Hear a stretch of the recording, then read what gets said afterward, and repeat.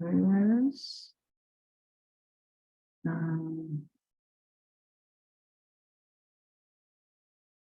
Okay, so starting here, is this correct? Yes. Okay, so everybody, ready?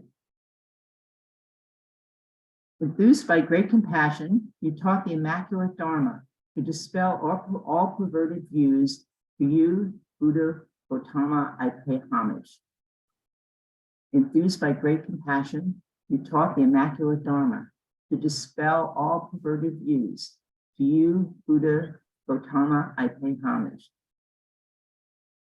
Enthused by great compassion, you taught the immaculate Dharma to display all perverted views. To you, Buddha Gautama, I pay homage. I go for refuge until I am enlightened. To the Buddha, the Dharma, the Sangha. By my accumulation of the practice of giving and so forth, may I become a Buddha to benefit all sentient beings. I go for refuge until I am enlightened. To the Buddha, the Dharma, and the Sangha. By my accumulations of the practice of giving and so forth, may I become a Buddha to benefit all sentient beings. I go for refuge until I'm enlightened. To the Buddha, the Dharma, and the Sangha. By my accumulations of the practice of giving and so forth, may I become a Buddha to benefit all sentient beings. Independent origination, there is no ceasing, no arising, no alienation, no permanence, no coming, no going, no separateness, no sameness. No, I prostrate to the consummate Buddha, the supreme among all teachers, the one who taught this peace, which is freed from elaborations. I prostrate to the mothers of the hearers, bodhisattvas and the Buddhas, which through the knowledge of all lead hearers seeking pacification to complete peace, which through the knowledge of the path causes those helping migrators to achieve the aims of the world, and through the possession of which helps subduers expound the variety of teachings. The one who is transformed into the reliable guide, motivated by altruism to benefit sentient beings, the teacher, Sugata, the protector, to you I make prostrations. The one who has eliminated the web of conceptualizations and is endowed with the divine bodies of the vast and the profound, who eternally shines forth the forever noble light rays, to you I make prostrations. Inspired by wisdom and compassion, today in the Buddha's presence, I generate the mind of full awakening for the benefit of all sentient beings. Okay, I'll recite this mantra and we'll all join. Om ye dharma hetu prabhavam hetum tesham datha vato hyavatat tesham chayo nirodha evam vati mahashramanaye swaha. Om ye dharma hetu prabhavam hetum tesham dathagato yavatat tesham chayo nirodha evam vati mahashramanaye swaha. Om ye dharma hetu prabhavam hetum tesham dathagato yavatat tesham chayo nirodha evam vati mahashramanaye swaha. All phenomena arise from causes. The causes are taught by the Tathagata. The cessation of the causes as well as taught by the Gracia. Profound, peaceful, elaboration-free, clear light, and non-composite. Such as nectar Dharma I've discovered. Finding no one to fathom this teaching, in silence I'll return to the words. Beyond utterance, thought, and expression is a professional wisdom, which is unborn, unsees, and has the nature of space. Is observed to apprehend of self-realized wisdom. To you, the mother of the Buddhas, for 3 times, I be obeisance. the four seals of the Buddha's teachings. All composite things are impermanent. All contaminated things are the nature of suffering. All phenomena are the nature of emptiness and selflessness. Transcending sorrow is peace. The Guru is the Buddha, the Guru is the Dhamma, likewise the Guru is the Sangha, the Guru is the source of everything wholesome. I go for refuge in the Guru. By the sound of the vibrant drum of Dharma, you liberate all beings from miseries. I beseech you to kindly remain and give teachings until the end of the expansive billions of aeons. The Buddha does not watch the negativities of beings, nor does he remove their miseries by his hands. His spiritual realization does not transfer to them. It is by teaching the truth of suchness that the beings are liberated. With folded hands, I beseech the Buddhas of all directions to shine light of Dharma for all bewildered mysteries globe. Instructions on parting from the four attachments. If you're attached to this life, you're not a spiritual practitioner. If you're attached to samsara, you have no renunciation. If you're attached to your own self-interest, you have no bodhicitta. If there's grasping, you do not have the view. Okay, Heart Sutra mantra. Heart Sutra mantra.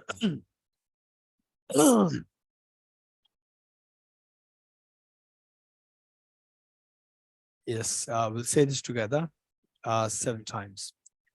Deyata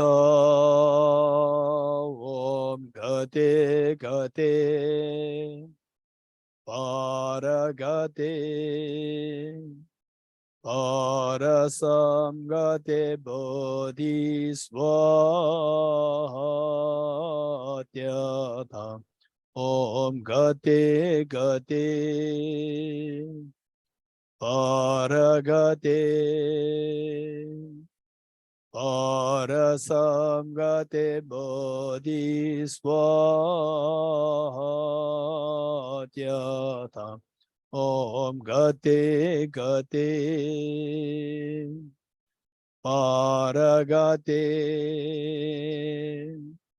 Parasamgate Bodhisvatyata Om Gate Gate Paragate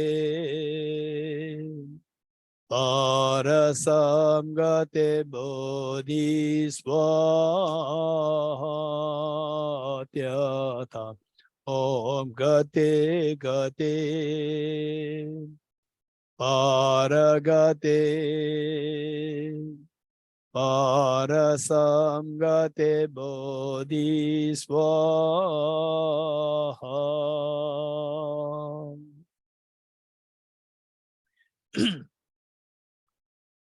Okay.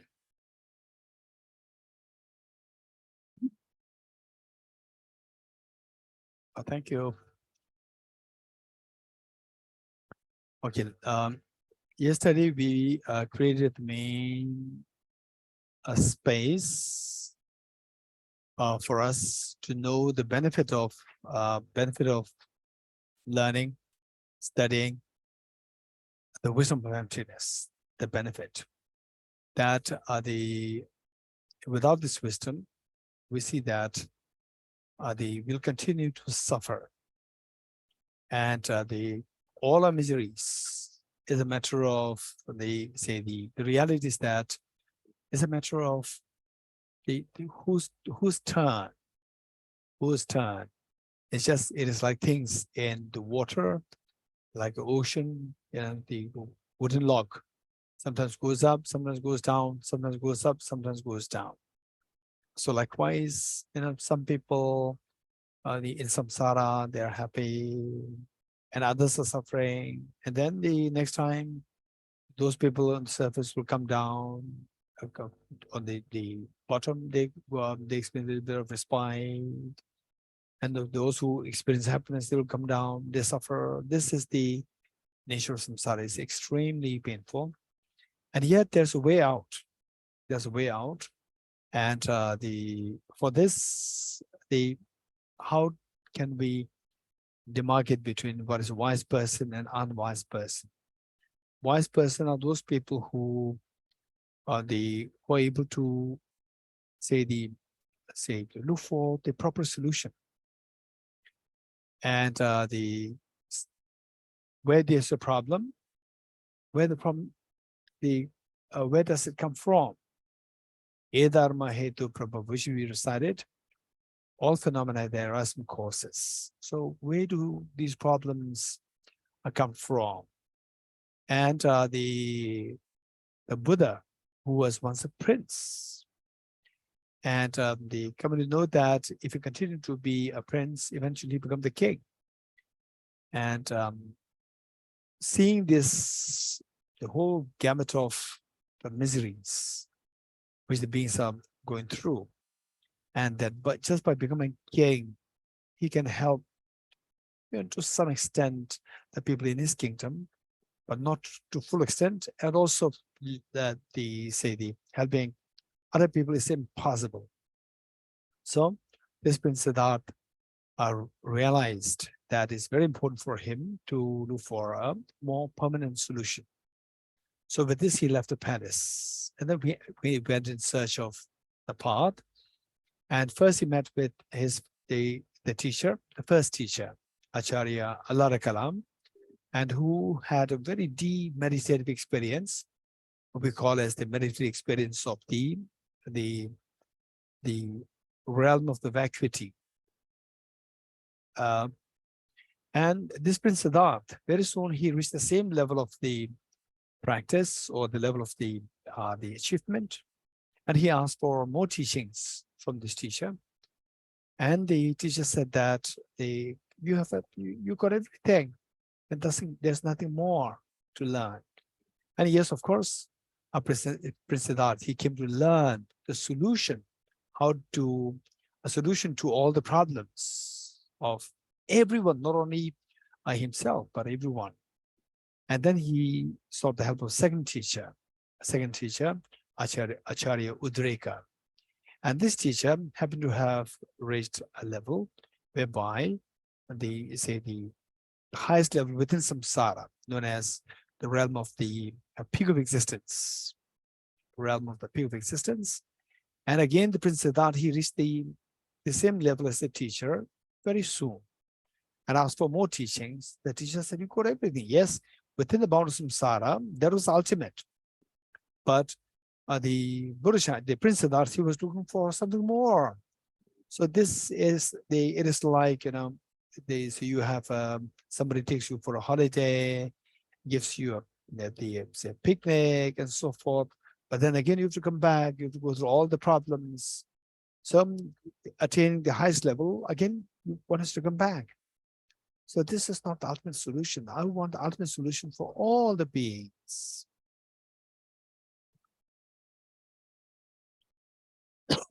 Then,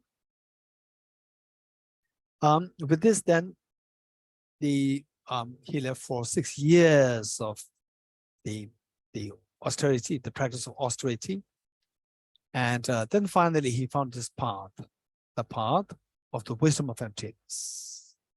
So this actually made him to remove all the mental defilements, and the gold inside, the Buddha nature, seed of perfection within, become manifest. So that gave him the confidence that everyone, whether you're male or female, whether you are educated or uneducated, whether you are young, old, everyone has the same potential. And because of this, this prince, the Buddha Shakyamuni, he became the pioneer to fight against gender discrimination, fight against any form of inequalities. So because of this, that knowing that the path or the solution to all the problems lies in the wisdom of emptiness. And given that this wisdom of emptiness is very profound, the Buddha remained silent for 49 days, not giving any teaching after becoming enlightened. And then finally, at the request of the Indra and Brahma, the Buddha headed towards Sarnath to give the first term will of Dharma, the teaching of Four Noble Truths. So for this wisdom of emptiness, we require, and given that this is the Shantideva Buddhist Center, that I expect that the participants of this class, you have some exposure or say constant learning of the Buddha Dharma. Otherwise, for somebody who's truly new, this concept of emptiness, of course, the Buddha himself remained silent for 49 days, not giving any teachings. And we can't expect somebody to, just jump into the concept of emptiness.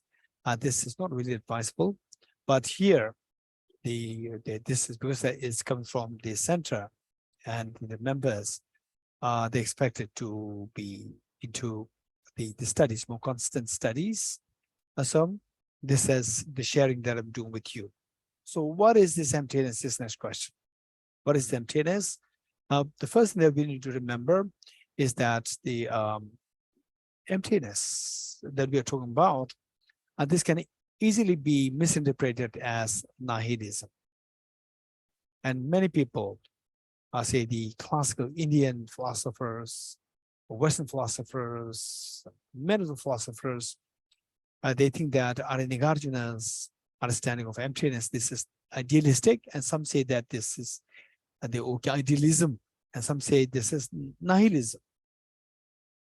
This is a clear indication that this concept which the Buddha taught is extremely sophisticated. Yes, of course, because of sophistication, the Buddha indicated that I find nobody who can fathom the depth of this teaching. This is what the Buddha is indicating. So with this in mind, we should make sure that we don't fall into nihilism after learning emptiness. For this, how can we guarantee, how can we help us that we don't fall into nihilism, is that emptiness should be understood in the context of dependent origination. This is so important. And in fact, Lama Tsongkhapa, the 14th century, the enlightened master, Lama Tsongkhapa, in fact, of course, he is such an enlightened master. And before he actually realized emptiness, with all his brilliant intelligence and vast learning, he got some experience of the discrepancy that exists between the way things appear and the way things exist. The discrepancy between the two things, appearance and the reality. So with this, it so happened that there was one teacher by the name Lama Umapa. And this teacher and Lama Tsongkhapa, two of them, they were like mutual teacher-student, meaning that Lama Tsongkhapa received teachings from him, and he also received teachings from Lama Tsongkhapa.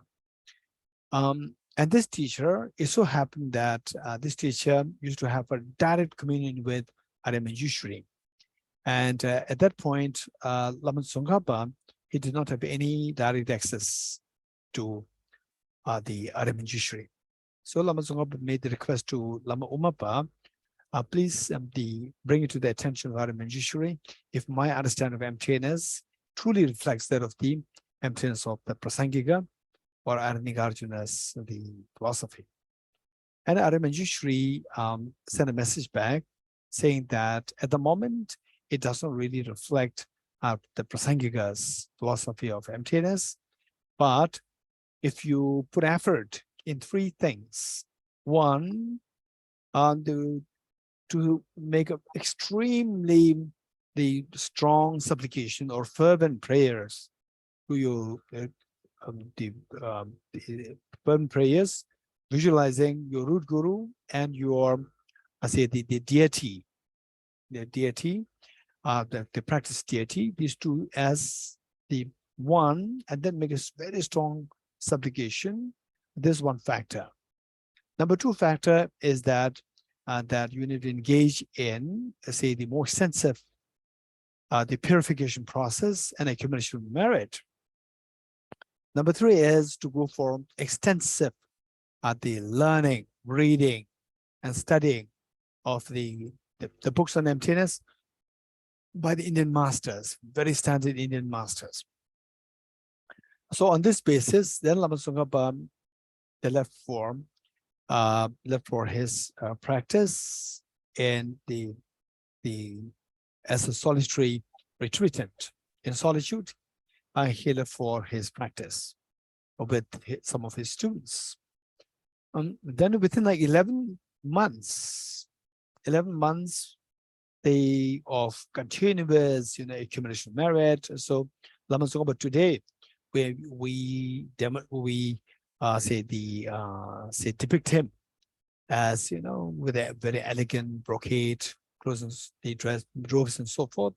But he actually, what he was like when he was alive was that he did not even have a proper mandala set.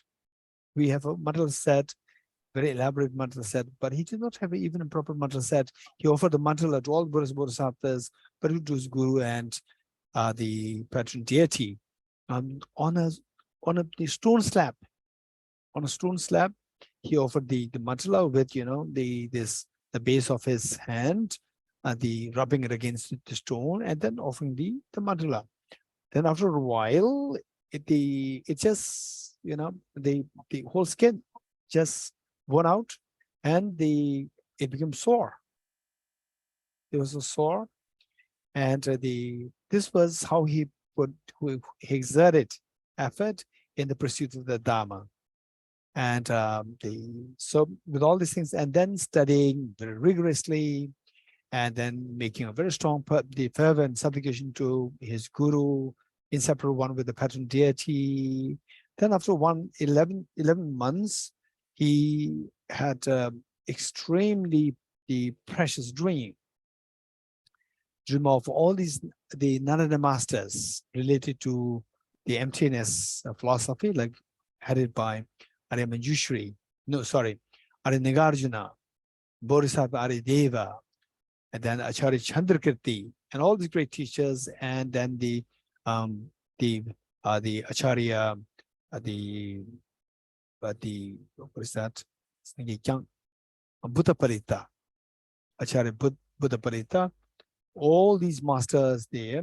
And then there was one, out of these masters, one who, little bit darkish in color, then he came down to Lama Tsongkhapa, and they gave him a scripture, to Lama Tsongkhapa and blessed him. And that teacher, they came in the form of the Acharya Buddha Parita. And the next day, it so happened that some visitors came and offered the book on Madhyamika, the Emptiness book, composed by the Acharya, the Buddha Parita. This was actually handed over to Lama Tsongkhapa the next day by a visitor. And then he read it, and just by encounter with one particular line, he realized emptiness. Okay, so these are the anecdotes. And so with this in the mind, particularly with the study of emptiness, while this is so precious, extremely precious, and particularly what I would say is that provided that the more you study this, the more the sense of respect to the law of the karma, the more the sense of respect to the conventional world, respect meaning the functionality of the conventional world comes to you. This is a clear indication that you are in the proper direction and you are a very meritorious person. So whereas the more you learn about emptiness and then more you go towards nihilism, you disregard the law of karma and so forth, this is extremely unfortunate. So therefore, anybody who goes into the study of emptiness, it is advised that one engages in the act of accumulating merit. This is very important, accumulating merit. Like they said that, particularly I would say that one thing which I really like about the FPMT centers is that while they learn, while the late Lama Sopa Rinpoche, while he emphasized so much on study and practice of wisdom, emptiness, bodhicitta, and so forth, and there's also an equal emphasis on accumulating merit, like making offerings, making prostrations, mantle offering, and light offering, incense offering. All these are being taught in the centers. This is so precious, and not only that, one do that in the center, if you could do that in your own home on a daily basis. So there's a constant accumulation of merit.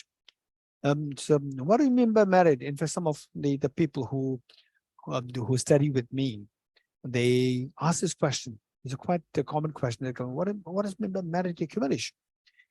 To give the example, it is like, say, a car, a very light car, you drive, and as the car speeds up, then the car becomes very unstable. It can waver, move like this. Whereas if the car is very heavy, its speed still is very stable. So why?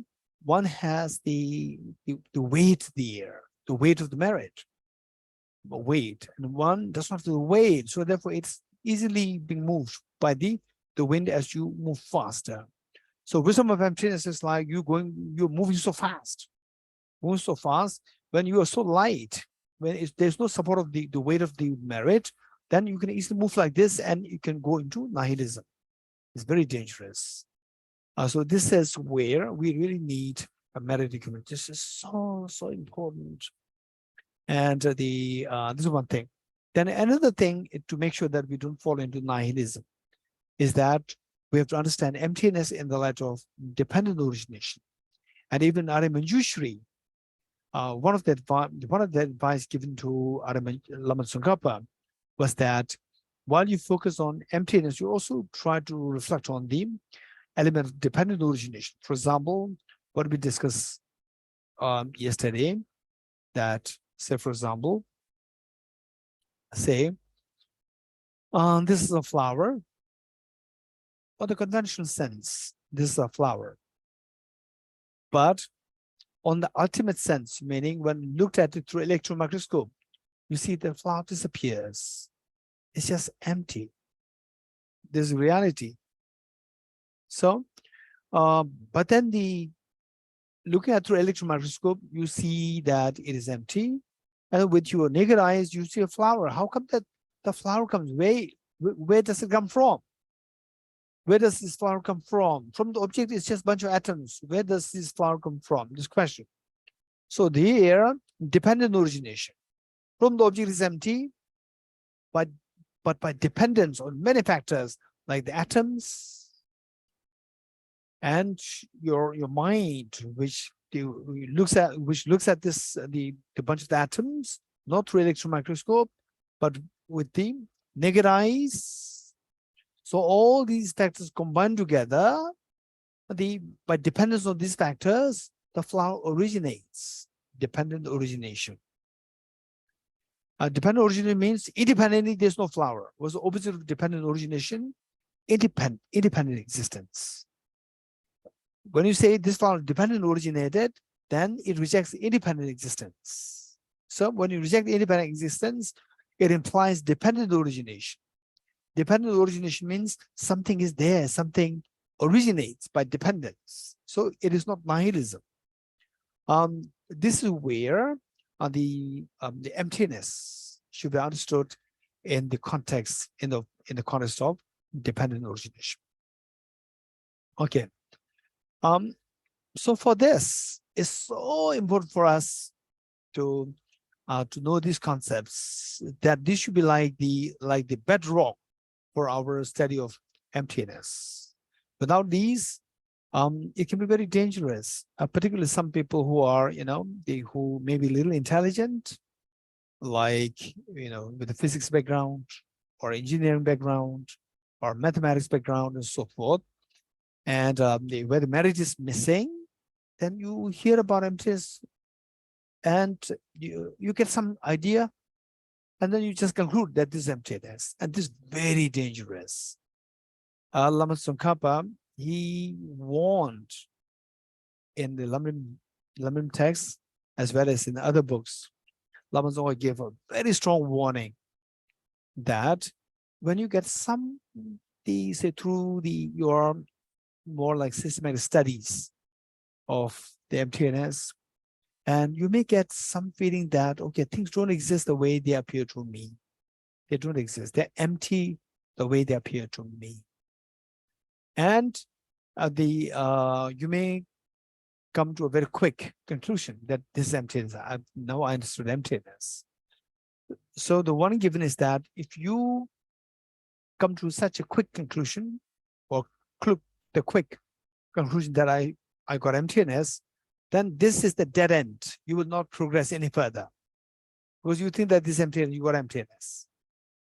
Because you thought that you already got emptiness, you will not put effort to get deeper. So whereas emptiness journey is extremely profound journey, you keep exploring, keep studying, keep reflecting, keep meditating, keep accumulating merit, and particularly as Arya advised Lama Tsongkhapa to pray to your guru, and in the form of your pattern deity. Pray more that you get the actual understanding of emptiness. Keep going, and you see that it becomes deeper.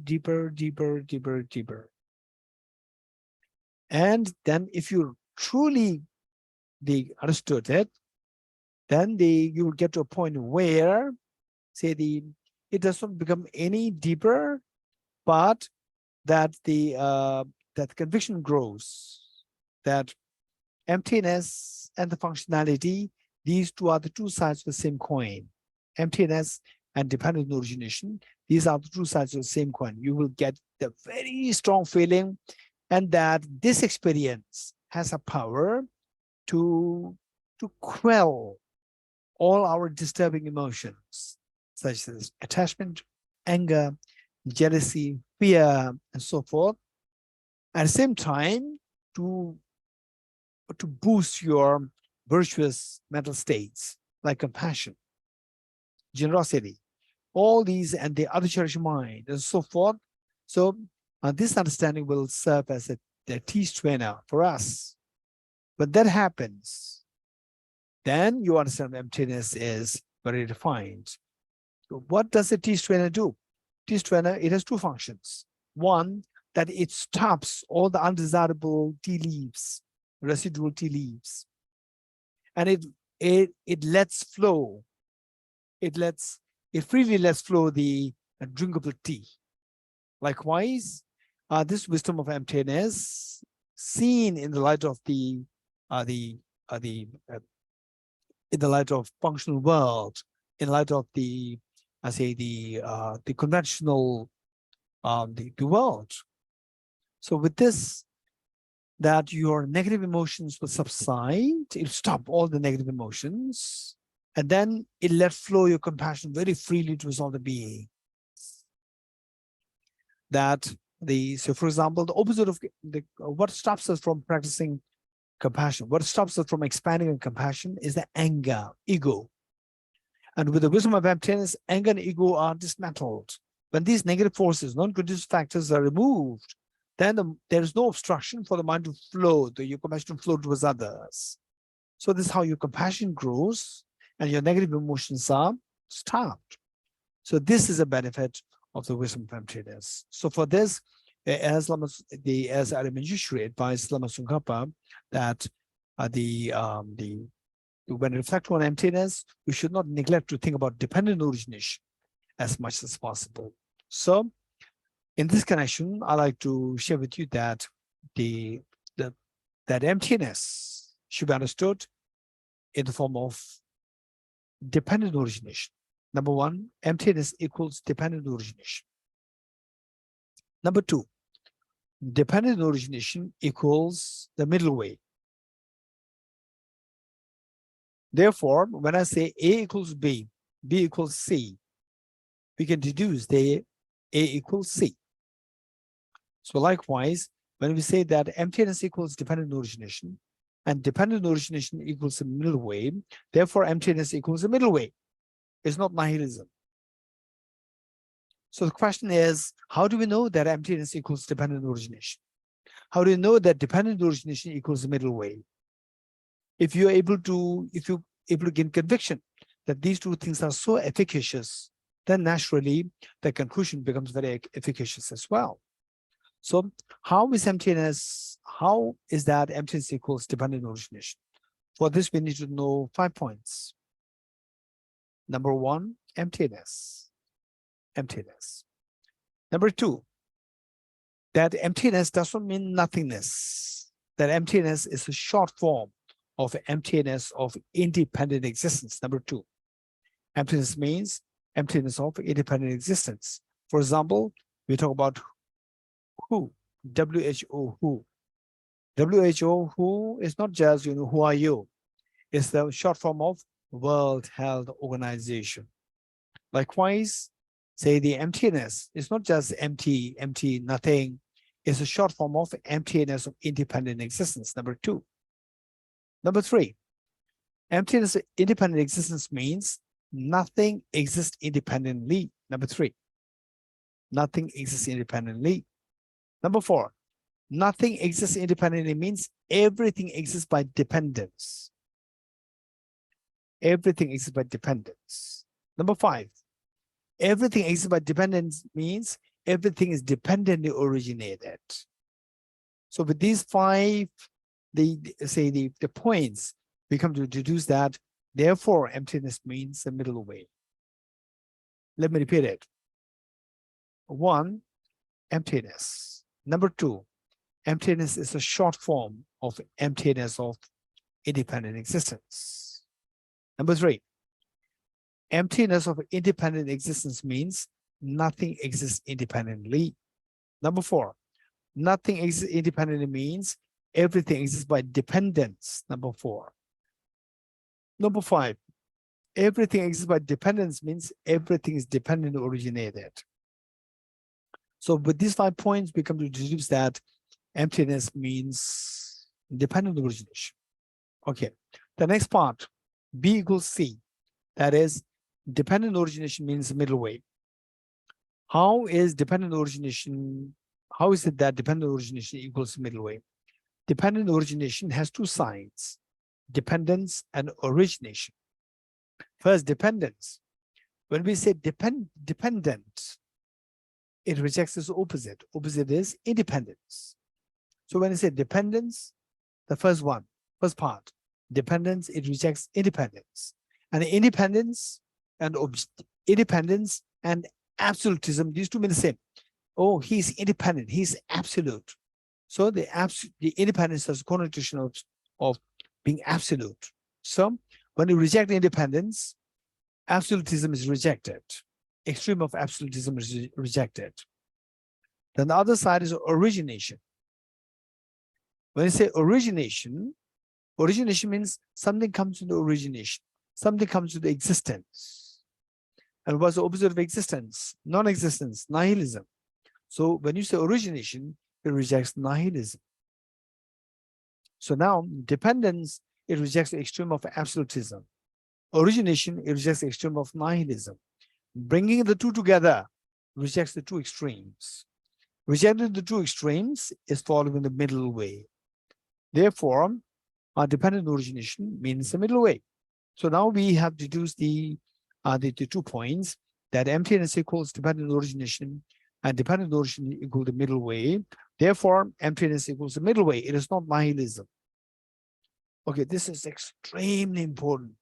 Extremely important. We are never to forget this. And before we actually jump into emptiness, again, although we try to explain how, say, the emptiness equals the middle way, after all these explanations, still, in my experience, and where I meet with people, I give these teachings on emptiness.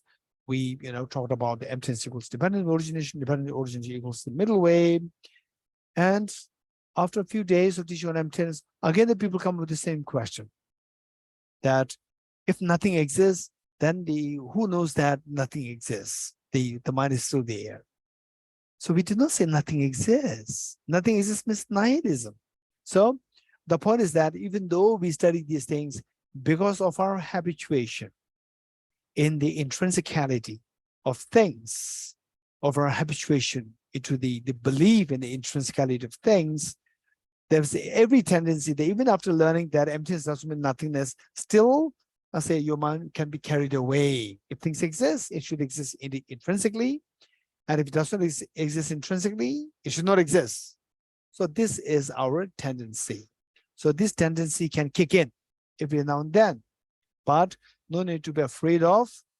The only thing is that we need to remind ourselves that emptiness is the meaning of dependent origination. Dependent origination is the meaning of the middle way. This is what we need to remind ourselves as often as possible. And if possible, the Arya Nagarjuna's verse, Arya Nagarjuna, in his text, Mūlamadhyamakakārikā, the fundamental wisdom of the middle way. So there, the root wisdom. There, Arya Nagarjuna, what he said is that whatever is dependent originated, that is said to be emptiness. So what I said thus far, this is what Arya Nagarjuna put in one verse.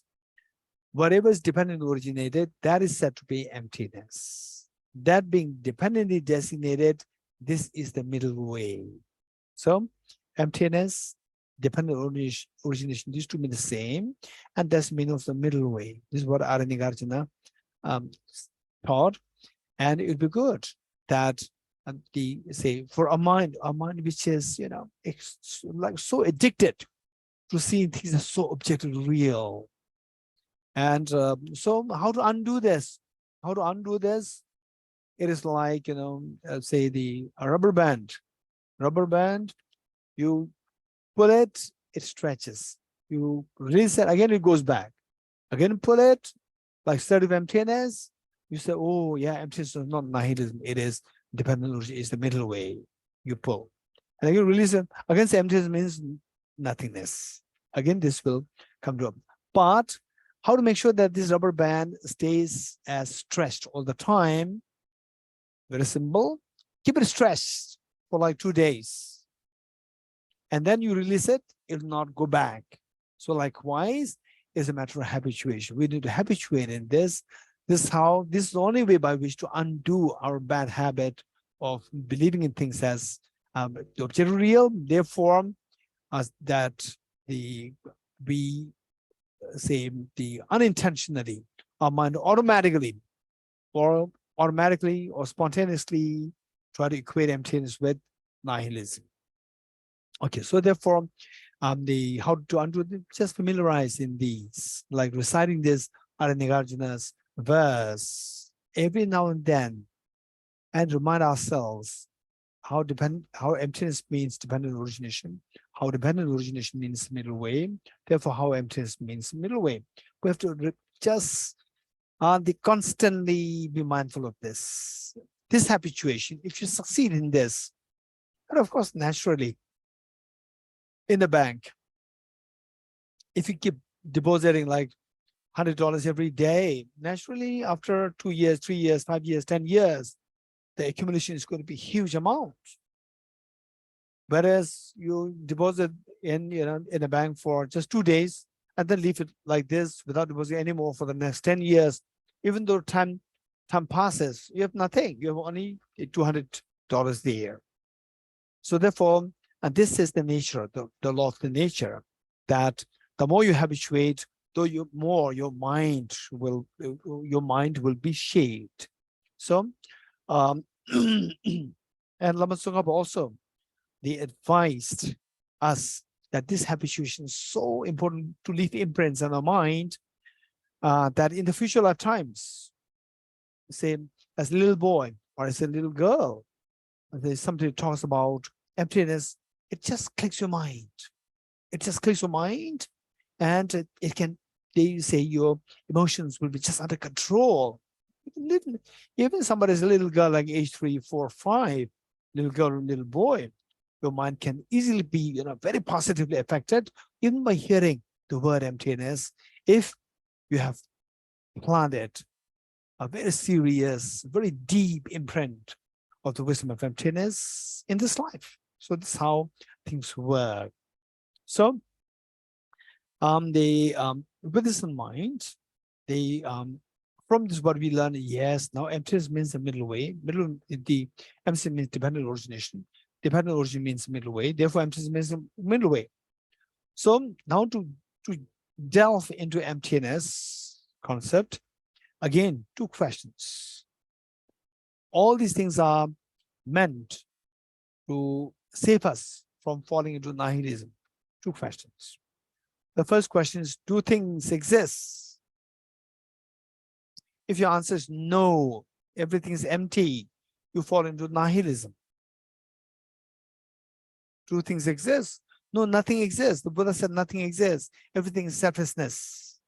This is nihilism. And in fact, this is how many people interpret Arya Nagarjuna as emptiness, particularly, say, the people who do not really go through all the systematic studies, but just read the books. And of course, having exposure to, say, the study of philosophy, study of modern science, philosophy, Western philosophy or other philosophy, and then read Arya Nagarjuna's text, and then draw your own conclusion very quickly. So these people, there's every danger that the emptiness can be interpreted as nothingness. It's very dangerous. So therefore, the first question, do things exist? If you say no, nothing exists, is very dangerous. This is nihilism. This is not emptiness. Only if you say, yes, things exist, everything exists. Say, for example, say when you're hungry, hunger exists. If you're hungry, say don't eat food, then your hunger will go away. No, you have to eat food. But dependence on eating food, your hunger will go away. That is originated. This is cause and effect. This is dependent origination. So therefore, hunger does not exist, and it does not exist as intrinsically real from its own side. It does not exist independently. It exists by dependence on other factors. So when other factors change, hunger is changed. Hunger goes away. So therefore, the thing is that, yes, things do exist. Only if you're able to say yes to the first question. Do things exist? Yes. Then you don't fall into nihilism. Then you are entitled to go for the second question. What is the second question? Do things exist objectively? Do things exist objectively? The second question. If the answer is yes, you fall into absolutism. Only if you say no to the second question, then you are freed from absolutism. To the first question, do things exist? You say yes, you're freed from nihilism. The second question, do things exist objectively? No, you are freed from absolutism. So with these 2, say, the answers, if you're able to give properly with the deep conviction from within, you are saved from the 2 extremes. Once you're saved from 2 extremes, you are entitled to go into the actual study of emptiness. So danger is not there. Okay. So with this, the next thing that that we need to go is that so we need to create a very firm foundation of emptiness. So when we say emptiness, we say that it means empty of the independent existence. And the same expression, same, say, the concept conveyed in a particular wording can be expressed in other wordings. Emptiness of, say, we said emptiness of independent existence. Then emptiness of objective existence. Emptiness of true existence. Then the emptiness of ultimate existence. And emptiness of absolute existence. So there are many of them. So with these, when we learn, say, the five of these vocabularies. We learn these, and they will be very helpful in the long run. Very helpful. Okay, the first, say, everything exists conventionally, which means conventional as opposed to ultimate. Conventional as opposed to ultimate, number 1. Then number 2, everything exists subjectively. Subjective as opposed to objective. Then subjective as opposed to objective. Everything exists subjectively, nothing exists objectively. Number 2. Number 3, everything exists dependently as opposed to independently. Then everything exists deceptively as opposed to truly. Then finally, everything exists relatively as opposed to absolutely. Okay, let me say this. These 5 pairs. 1, everything exists conventionally as opposed to ultimately. Everything exists subjectively as opposed to objectively. Everything exists dependently as opposed to independently. Everything exists deceptively as opposed to truly. And everything exists relatively as opposed to absolutely. So these are 5 things that we need to learn. Conventional existence, everything exists conventionally, everything exists dependently, everything exists subjectively, everything exists deceptively, everything exists relatively. Okay. So with this in mind, all these 5, they mean the same. They are synonymous. All these 5, they mean the same. They are synonymous. But how synonymous? They say when I was a student myself, meaning that when I was studying under the guidance of my teacher in South India, in Damdul monastery, and I used to really, think how these 5 are synonymous. How, say, conventional, how does it mean subjective?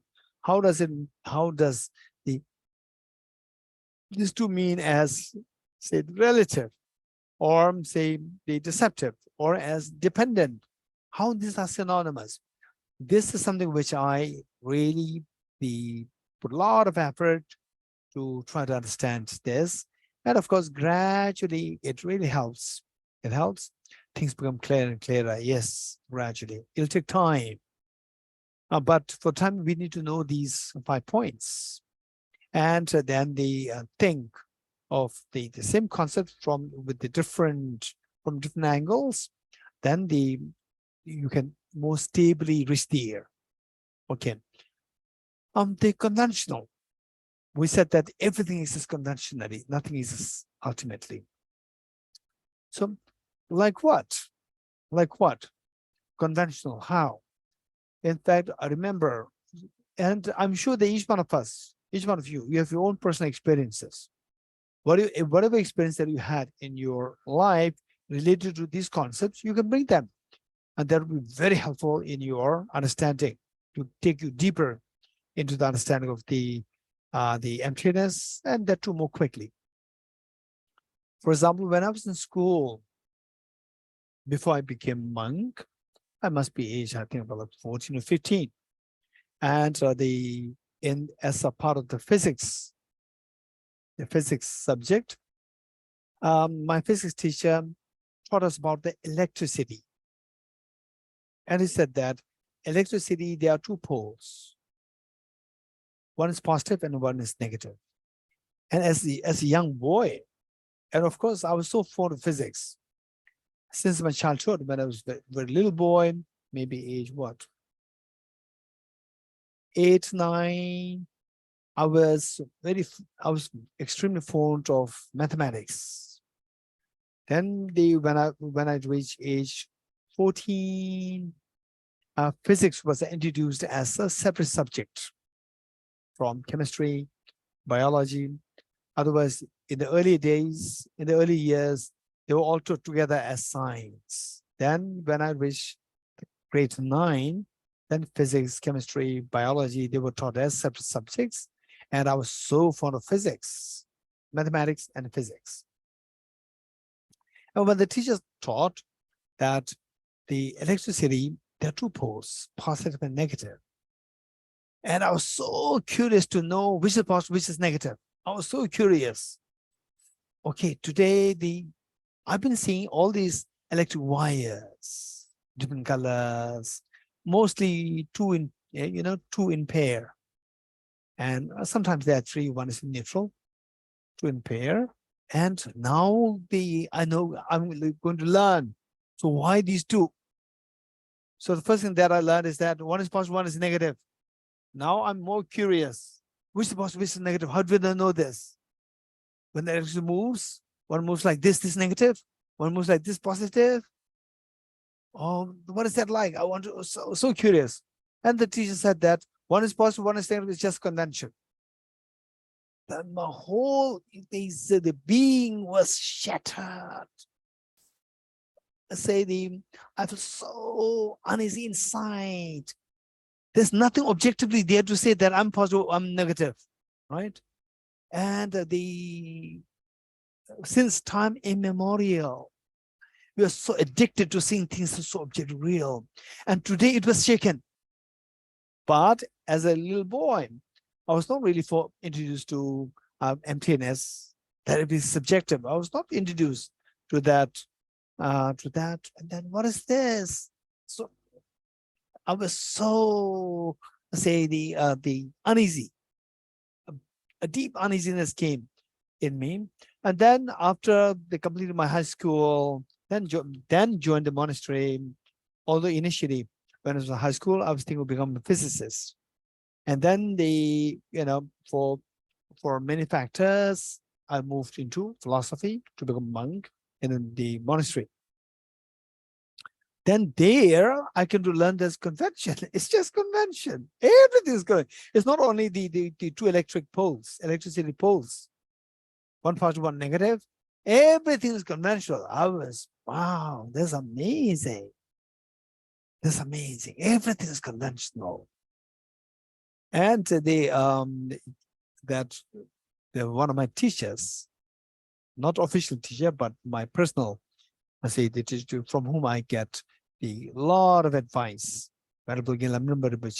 He was solitary treated in the hills as the hermit. And oftentimes, most of the Sundays, some of his Western students, American students, and Western students, they would come to receive teaching from him. For that, he needed a translator. And I was a very young boy, age 20, 21, and so now being exposed to more the formal study in Buddhist philosophy, and with the little bit of the knowledge of English language.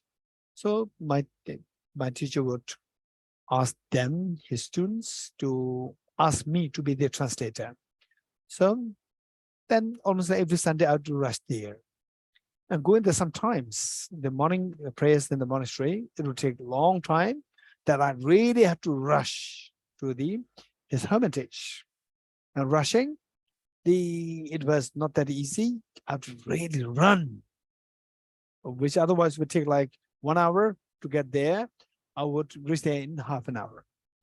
But I really struggled. So I thought that this thought used to come to me, that if everything is purely conventional, there's nothing objectively there.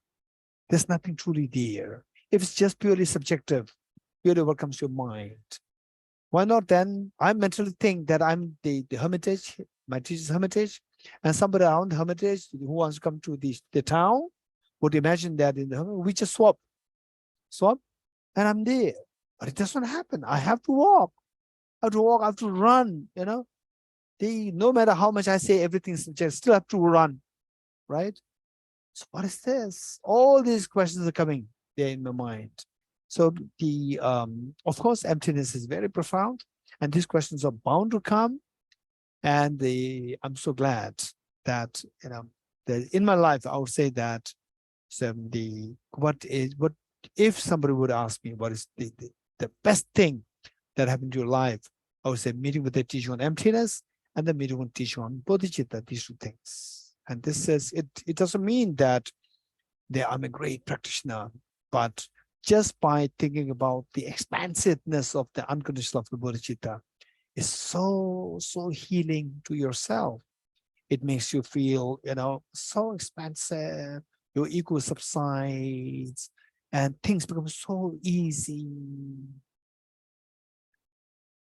like, you start to feel like a mother, where for a mother, even they say a child dirtying the wall with the colored pencils. For the mother, this is painting. For outside person, this is the dirty wall. So this is all out of the love and affection. When you start to practice bodhicitta, then the whole everything becomes a painting for you. Everything becomes so beautiful. It's so precious.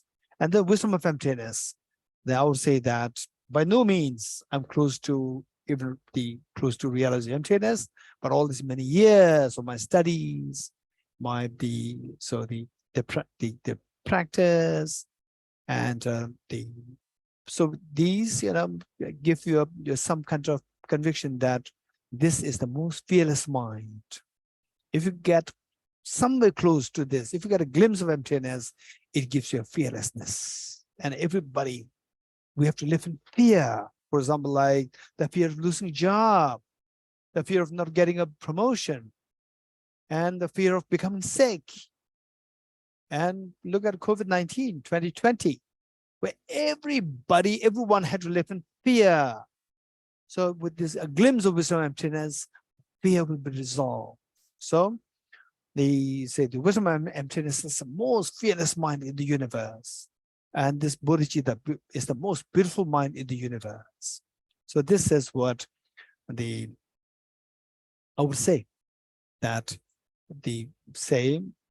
some of my friends, to whom I teach, these online teachings on emptiness, on Pramanavartika, Acharya Dharmakirti's text, and so forth.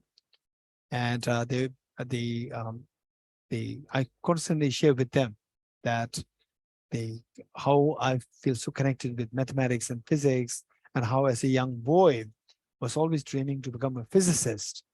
And one of the science teachers, who is a science teacher, and who must be in his now like late or early 50s, was a science teacher. And he once sent me a message saying that, Geshe, we are so lucky that you are not physicists now. Okay, because that I didn't go into physics, so therefore I learned about bodhicitta, wisdom, and so forth. So which I now I share with other people. So he said that we are so lucky that you are not a physicist now. Okay, so these are two things I would really deeply say that I really get a great opportunity to meet with the brilliant physicists in the world. For example, like one physicist that I met with, had discussion on quantum mechanics, quantum physics, was Professor Anton Zelenka, who became a Nobel laureate in physics very recently, last year. He became a Nobel laureate in physics, and I had the honor to actually meet with way before he became a Nobel laureate, like 15 years ago. I met him during one of the conferences that was held in His Holiness's the residence, and that's the Mandala conference. And two of us, he came to me directly. He said that you have some interesting questions, quantum mechanics. If you have a question, ask me. So this is how we, I invited him to my room, and later on last year he became the Nobel laureate in physics. So I'm very fortunate. But I would say that if I do not encounter the wisdom of emptiness, bodhicitta, then with the physics, even if I become a physicist, I would not be really happy in my life. That's for sure. So with the wisdom of emptiness, wow, this is amazing. Finally, we struggle with the emotions of the fears, and we crave for the expansiveness of our joy and happiness. And if you want everybody, this is true for everyone. It's not just that it's me. For everyone wants to get away from fears, any form of fears. Everybody wants to expand the feeling of joy. If you really want to expand the feeling of joy, the wisest thing to do is to practice bodhicitta. This most beautiful mind. And if you really want to feel the fearlessness, practice the wisdom of emptiness, study wisdom of emptiness, contemplate, meditate on this, and then get some glimpse of this, and you will experience the fearlessness. Okay. So the convention, when we say emptiness, say, we can say, what is emptiness? Emptiness is the emptiness of independent existence, emptiness of objective existence. So given that we have only 2 more sessions, I'd like to focus on this one, emptiness of objective existence. And then we can relate this to the emptiness of independent existence, emptiness of true existence, and so forth. So the emptiness of objective existence, when focused on this, it is so easy to, get to the significance of what emptiness is, and the significance of the studying, reflecting, and meditating on emptiness of objective existence. Let's say that in dream,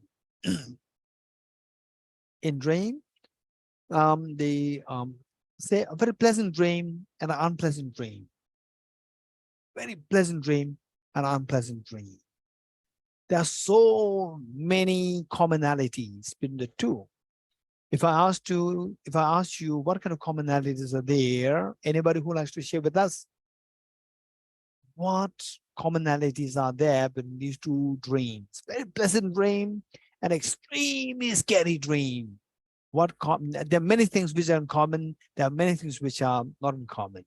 So can you give me 1 or 2 things which are common between these 2 dreams? Anyone? Yes, Robin. You believe them to be true, both. Believing that both the dreams, believing them to be true, believing them to be real. Although we do get once in a while, we can have what is known as lucid dreams or a REM sleep where you have a lucid dream, where you are aware that you're dreaming. It happens once in a while. But overall speaking, in both cases, we believe that the dreams are real. Very good. Any more commonalities? There are many commonalities. Anyone? Anyone? You wake up from both of them? From both, we can wake up. There's also another commonality. Thank you. Okay. Let's say that very pleasant dream and very unpleasant dream. Which do we prefer? Of course, you will say very pleasant dream. I know that. Okay. Now I'll create 3 scenarios. And then you tell me, which do you prefer? Of the 2 dreams, pleasant dream, unpleasant dream, if I give you the choice, you say that I want a pleasant dream. Yes, again, everybody agrees with me. Now I give you 3 choices, and you tell me. Same, the first dream. The first dream is that, okay, after all these 2 years of COVID lockdown, I'm being tired. Now I will take a long holiday, right? So you're actually dreaming. The first part of the dream says that, oh, I'm going for a long holiday, and very enjoyable, extremely enjoyable. And then you go for excursion on the mountains. Beautiful wildflowers are there. You can feel the freshness of the air. Wow, this is divine. First part of the dream. And followed by, suddenly there's an earthquake. Magnitude 9.5 magnitude. Earthquake. Very extremely scary earthquake. Now I'm dead. And then the huge boulder from the mountain, it just started to roll down on you, right? And then now I'm in dead. Number 2. It's a continuation of the dream. I'm going to say, I'm dead. Now I'm dead.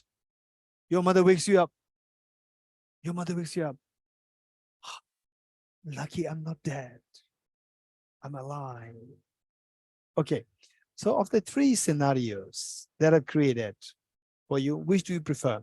The first one, first one, extremely joyous excursion, the breathing, very fresh air, and beautiful wildflowers. And second, suddenly, you say when you say what a divine, when you say what a divine, suddenly this earthquake, magnitude 9.5, shook the earth, and then the huge boulder falling down on you. Now I'm dead. And when I'm dead, so much fear. Number three, your mother wakes you up, and you sigh with the relief. Okay, tell me, which of the three do you prefer? Number one, number two, or number three? Tell me, anyone? Anyone? I prefer number one, even though it's an illusion, I would prefer number one. Okay, what I'm saying is number one leads to number two. You're getting it? Number one leads to number two. You're getting it? Okay, number three, you wake up. Okay. Okay. The Sunny O'Neill said that, okay, number one. Anyone else? 1, 2, 3 of the three. Okay, how many you will go for number two? No one. Number three. Okay, 2, 3. Okay, how many you will go for number one? Number one, Sunny O'Neill. Okay, so now I will tell you something. Okay, let's say that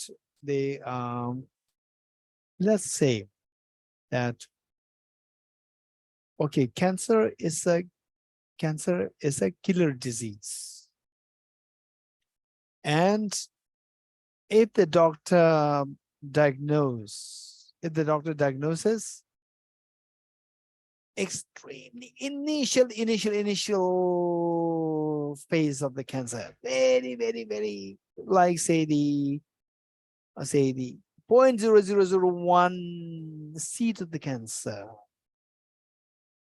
and you're perfectly healthy, but this is what is discovered in your genes, some defective genes there, or if there is this kind of 0.0001% of the tumor discovered, then what are you going to do?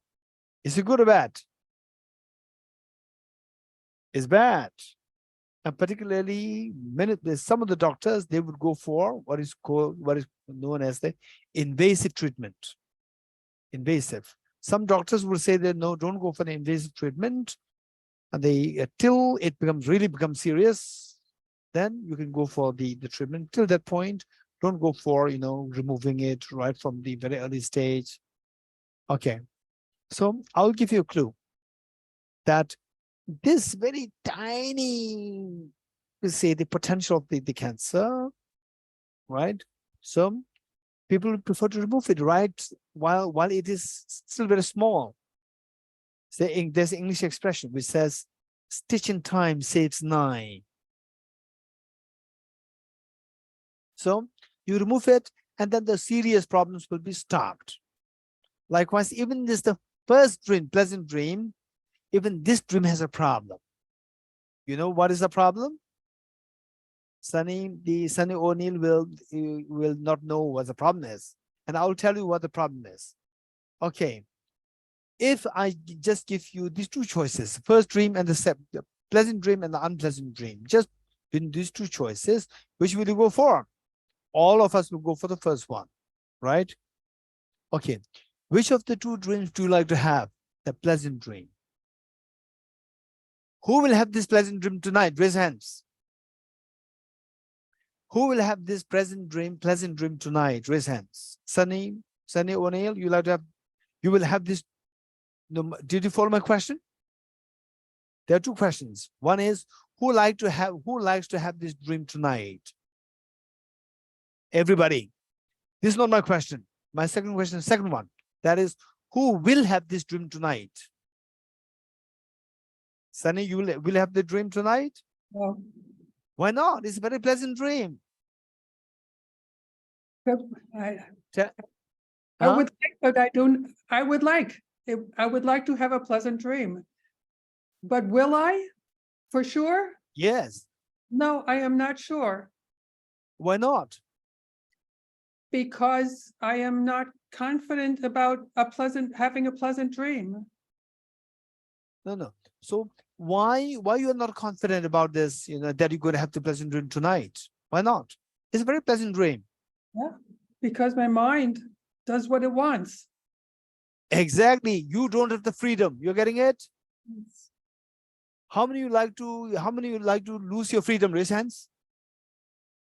How many like to lose your freedom? Raise hands. No. I have to fight for my freedom. You're getting it? So however pleasant the dream is, the problem is that you don't have the freedom. You don't have the freedom to choose the dream. This is a problem. So lack of freedom is, so if you don't have the freedom to choose the dream, there's a lack of freedom. Lack of freedom is misery. Misery is samsara. That is a problem. So in the dream, the problem with the dream is that there's a lack of, so how to get away from this problem? If any dream has some problem there, lack of freedom, how to get away from this? Wake up. This is the best. So that you don't, the dream cannot control you, right? So that the lack of freedom will not be there. You'll be freed from lack of freedom. So waking up, this is the wisest thing. So the dream cannot dictate on you. So your loss of freedom will be removed. Okay, so what's the problem with the dream then? In the dream, as the Robin said, that in dream you believe the dream is real. Real meaning that in the dream, you dream of, me showing you this flower. And you see this flower as so objectively real. When you wake up, you see that, oh, the flower that came to my dream, it was just coming from my mind, subjective. So, and say they say the boulder, a boulder falling on you. In the dream, there's so much fear because you believe that to be objectively real. When you wake up, the boulder falling on me in the dream, that was just coming from my subject, from my mind. The fear dissolves. You're getting it?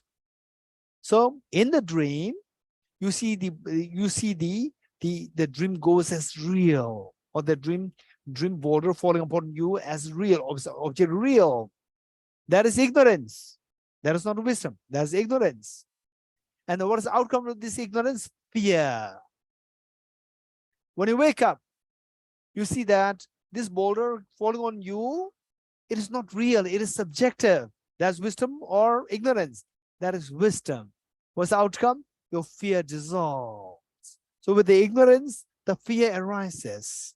With the wisdom, fear dissolves. What is that wisdom? The wisdom to see that things are that the dream boulder falling on me is purely subjective, is empty of objective existence. So when you see that things are empty of objective existence, then your fears dissolve. All the fears of samsara dissolves. Okay, so how do we know that nothing exists as objectively? So the Buddha taught not only dream, even the non-dream is also another form of dream. Just as the dream is subjective, real, empty of objective existence, even the non-dream are also empty of objective existence, and they are purely subjectively existent. How do we know this? So for this, we're going to study what is known as the 4 essentials. 4 essentials to understand emptiness. And if you get little time, we will relate this, the emptiness, with a summary of what Arya Nagarjuna taught in the fundamental wisdom of the middle way. Okay, we'll stop here. And if you have questions, I'd like to invite 1 or 2 questions. Yes, Ruben? Did I get this correct, that you were saying that functionality is synonymous with dependent origination? Okay. Okay, this is interesting. This is a good question. So in fact, say the emptiness equals dependent origination. Dependent origination equals the middle way. Therefore, emptiness equals the middle way. Now, with the, say, the functional world, with the functional world, meaning that for example, how the world operates. With a functional world, functional worlds are empty of objective existence, emptiness. At the same time, when you say emptiness, it doesn't reject the functionality. So emptiness of the functional world should explain that the functionality of the world is infallible. That the world operates infallibly well. The functional world infallibly operates, or the conventional world infallibly operates. So in other words, with the, say it is like the same object seen in two different ways. Say the conventional world, like let's say this flower is a metaphor for the conventional world. Functional world, let's say this flower is the metaphor for the functional world. And this same flower can be seen through two subjects. One is with your naked eyes. With your naked eyes, you see that this flower is not a chocolate, it's not a chair. But through electron microscope, you change the subject, electron microscope, you see that the flower is empty. So this emptiness does not contradict with your naked eyes seeing this as a flower. Okay, so this is how emptiness in the context of the functional world, functional world is empty objectively, but subjectively functional world can be accounted for infallibly. Good. And the Swanish, you have a question? Genla Tuchenang. I'm intrigued by your proposition that emptiness, if you truly understand emptiness, you should be fearless. And I find it very appealing. And I also was watching a lecture that you gave at Shravasti Abbey, where I think at one point in time you made the statement that emptiness can be your best friend. So I guess I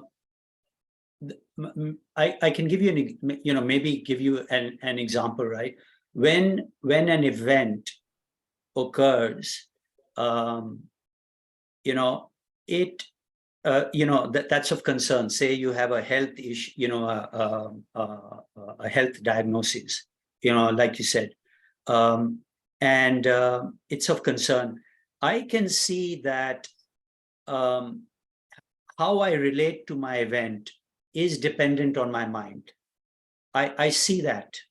Okay, I see how I exaggerate it, how I modify it, and how I build it up, where it becomes a concern, where it becomes a matter of fear. I see how my mind does that. I don't doubt it, and so I'm fine there. But that in itself, yes, it reduces my fear. Okay. And how I relate to it, it reduces my concern, but it doesn't take it away entirely. There's a sense that there is something there. Okay, the event occurs. It is dependently arising, but what I see as the event has something that is functioning, that has its that has its own side. So I guess that's my question is, I don't see it as being, totally, fearless, right? I don't see myself as being that. Do you Okay, understand the question? Swanish, thank you so much. What you're saying is that the saying, he said there's a play of your mind pertaining to the fears and so forth. And if you see the dependent origin, to some extent, the fear can calm down. But I just wonder if it can really get rid of the fear completely. Is your question? Yes, and just to add a little bit more is that I don't see the event as being totally objective. Yes, you said it. There's something is there. Yes, There's yes. something is functioning there. Okay, this is a good question. Very good question. But I would say that that I may share with you two things.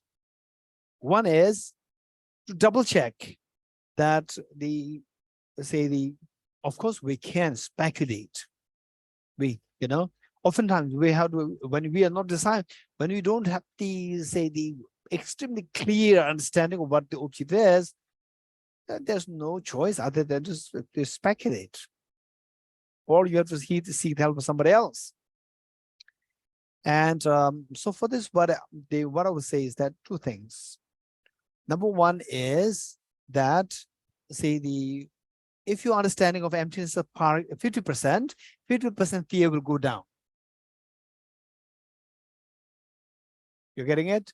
Yes, So yes. if you think that okay, with emptiness, I doubt if it can get rid of all my fears, which means that your understanding of emptiness is which doesn't have the capacity to get rid of all the fears.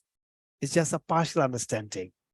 So your job is to, so what I said is that if your understanding is very accurate, this has a capacity to get rid of all the fears. So your job is, don't hurry, try to get there. Try to get there first, right? If you eat a burger, then your hunger will go away. I'm just wondering if it is true, right?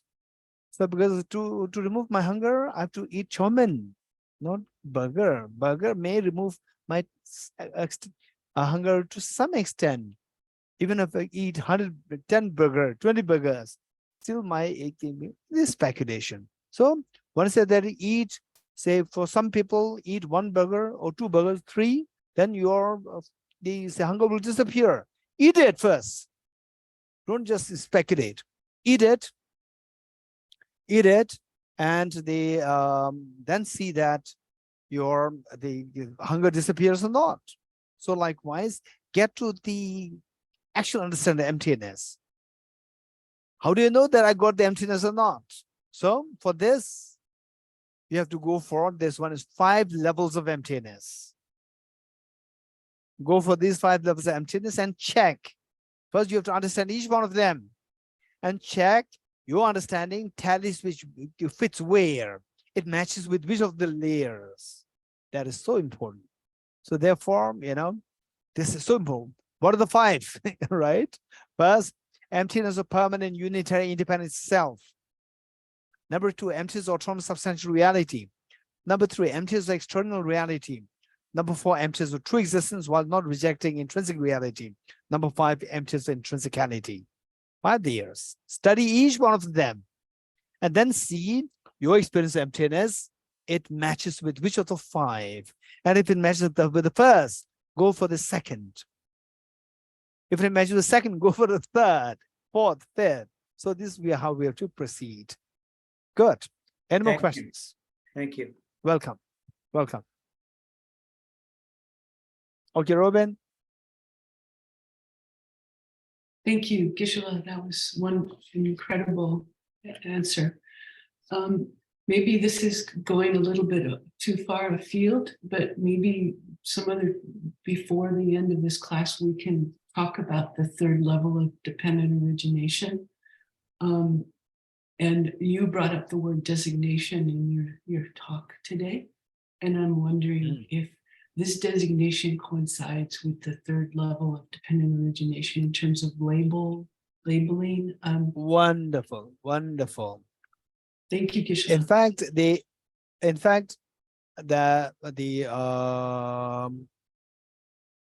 say emptiness that we are studying here, somehow we can say the same concept we can convey in two different wordings. Let's say that this clock is closer towards you. Close to us.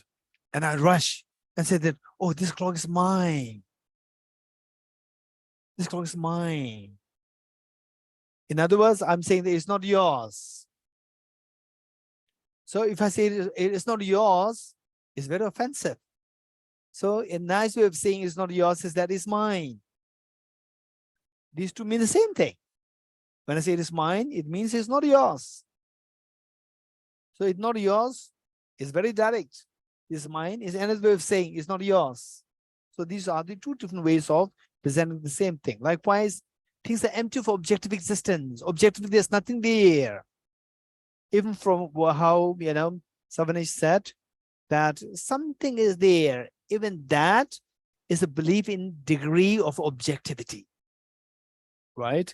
And if you say if nothing is there, then it becomes nihilism. Yes, this is a problem. Therefore, emptiness concept requires a lot of nuanced understanding. The nuanced intelligence is required to get there. Okay, so when we say that nothing is subjectively, which means that subjectively things exist. Things exist, the subject designates, and things comes into existence. Designates. So mere designation, yet things come into existence. Mere designation. So third level of dependent origin. Things come into existence by dependence on the mere designation, means not from the object, purely from the subject, mere designation. Very good question. Thank you, Robin. Any more questions? Okay, if not, we'll stop here with the dedication prayer.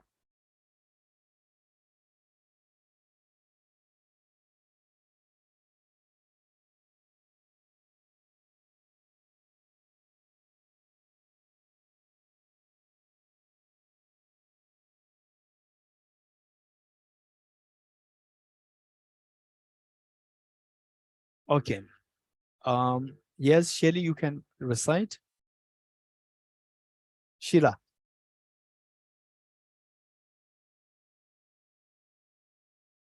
Unmute yourself. Unmute.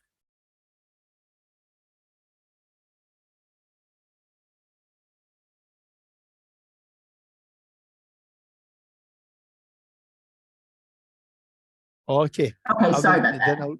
Yes, Okay. thank you. Where are we starting? I've lost the page. 1 minute.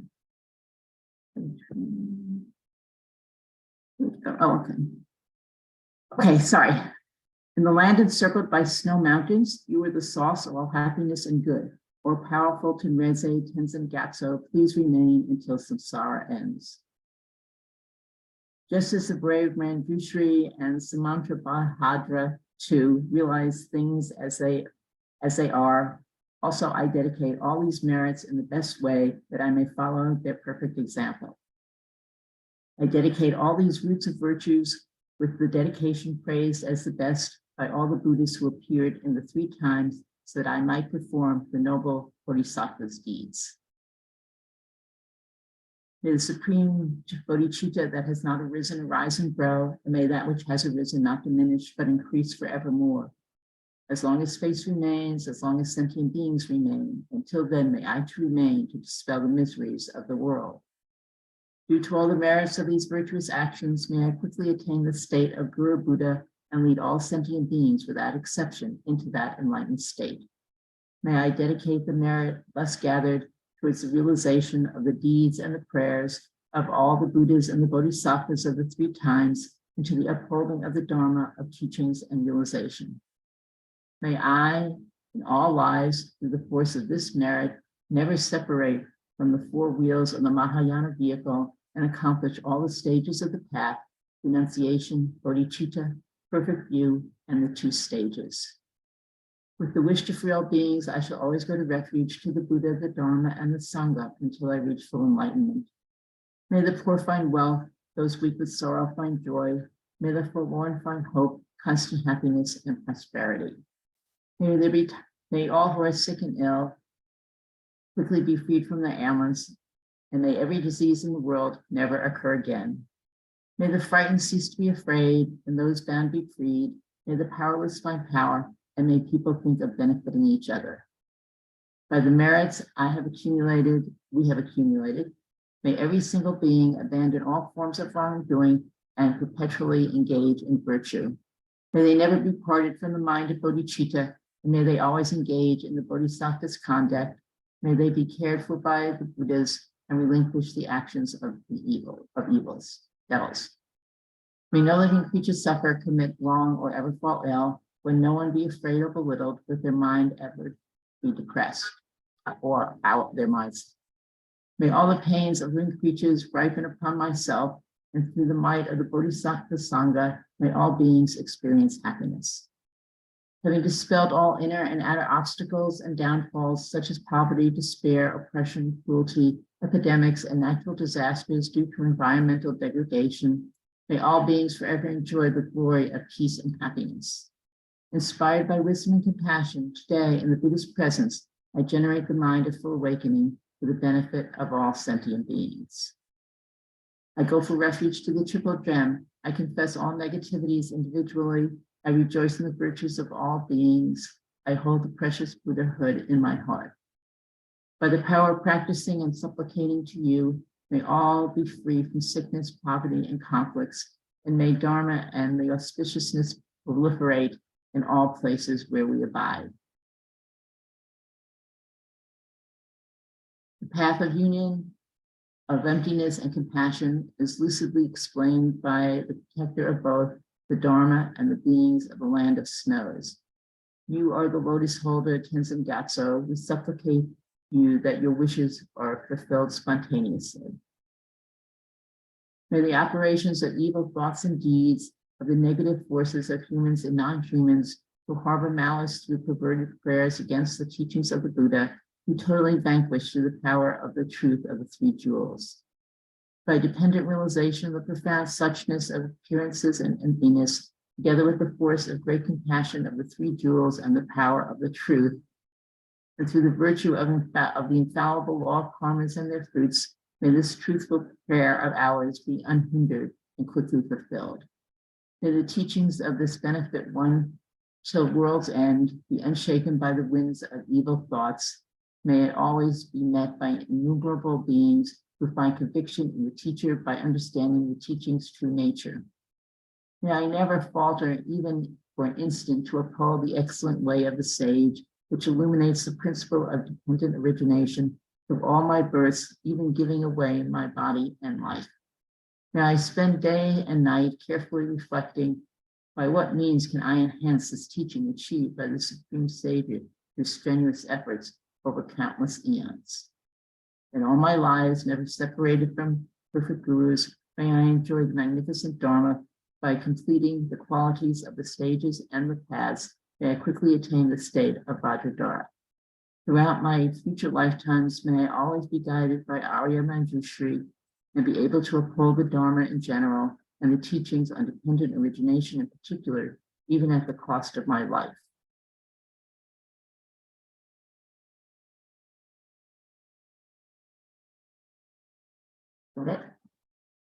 Teata Om Gati Gati Paragati Parasamgate bodhisvatyata Om gate gate paragate Parasamgate bodhisvatyata Om gate gate paragate Parasamgate bodhisvaha.